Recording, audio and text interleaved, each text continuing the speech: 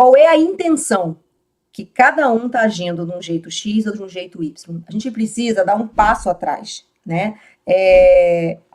Você está se apoiando em um conjunto de princípios que você viveu na tua história e que não necessariamente vai ser o melhor. E você precisa olhar para isso, você precisa investigar isso. E indo além, você precisa compartilhar com o seu parceiro. Esse seu parceiro está num lado oposto ao teu. O que é lado oposto? Numa polaridade, que eu falei aqui. A gente escolhe o diferente, porque a gente não quer ninguém igual a gente. A gente escolhe o diferente, porque o diferente nos convida para algo que eu não tenho, nos ensina algo, nos desafia algo. Mas aí, quando nasce um filho, eu quero que seja de um único jeito, que é o meu. E claro, o outro também quer que seja de um único jeito, que é o dele.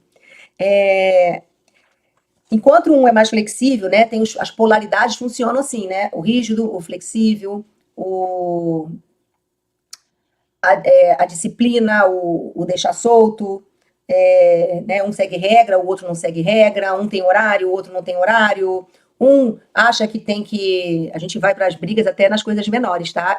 Acha que vale pagar um berço mais caro, o outro acha que isso é besteira, investir nisso é importante, para outro não é. Dinheiro é um outro tema que tem muitas polaridades na forma de lidar, porque está influenciado com a forma como cada um viveu. E quando chega para administrar, né, as decisões financeiras desse filho, dá conflito. Porque um é mais conservador, o outro é mais gastador. Esses pares, né, de polaridades, eles fazem parte de algo que eu chamo de sistema familiar. E a gente enxerga como um problema, mas não é. Quando a gente está numa decisão, a gente tem que dar esse passo atrás para ver o que está em jogo em termos desses princípios. Porque existe um sistema familiar funcionando por trás. Você, seu marido, a sua família, as influências que vocês receberam e as decisões que vocês vão tomar daqui para frente. Então, toda essa engrenagem que antes era só o casal, agora é um sistema familiar que precisa ser ajustado, entendido e realinhado para vocês poderem seguir juntos, conectados, tá? Quando eu consigo identificar onde eu tô, também fica mais fácil eu negociar para o meu parceiro. E um convite aqui é tentar entender ou falar para o teu parceiro o que está acontecendo aqui na cachola. Quando eu estou brigando por algo que eu acho importante para mim. O que você está pensando? Eu vou dar um segredo aqui, ó. De um modo geral, a gente está trazendo para a cabeça um pensamento catastrófico. Tipo, se ele agir assim com meu filho, vai acontecer blá, blá, blá, blá, blá. Eu enxergo aquilo que é diferente como algo catastrófico, que vai fazer mal pro meu filho. Meu Deus, ele não entende, ele não consegue ver. Sim, ele não consegue ver, né? E vocês vão ter que mostrar o ponto de vista de cada um. Por isso que eu gosto dessa investigação. Eu adoro trabalhar com alguns questionários investigativos, que quando eu tenho um questionário que investiga, né, essas minhas verdades, por que elas são verdades para mim? Será que eu posso questionar elas? E como eu comunico para o meu parceiro que isso é importante para mim por pontinho, pontinho, pontinho. Fica mais fácil ele entender e uma negociação acontecer. Eu sempre falo que ninguém no mundo quer o bem, né? Quer mais o bem para o filho de vocês do que o pai e a mãe. E a forma é diferente e você não está percebendo. A intenção de um pai e de uma mãe sempre é o melhor para o filho.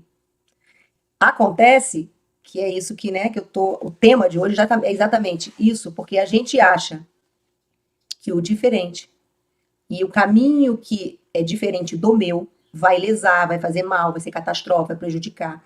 Porque muitas vezes você está fugindo desse diferente. E agora dei um nó, né? Eu posso ter vivido algo na minha história que foi muito ruim, que é justamente o que foi bom para o meu marido, para o meu parceiro, vou falar assim.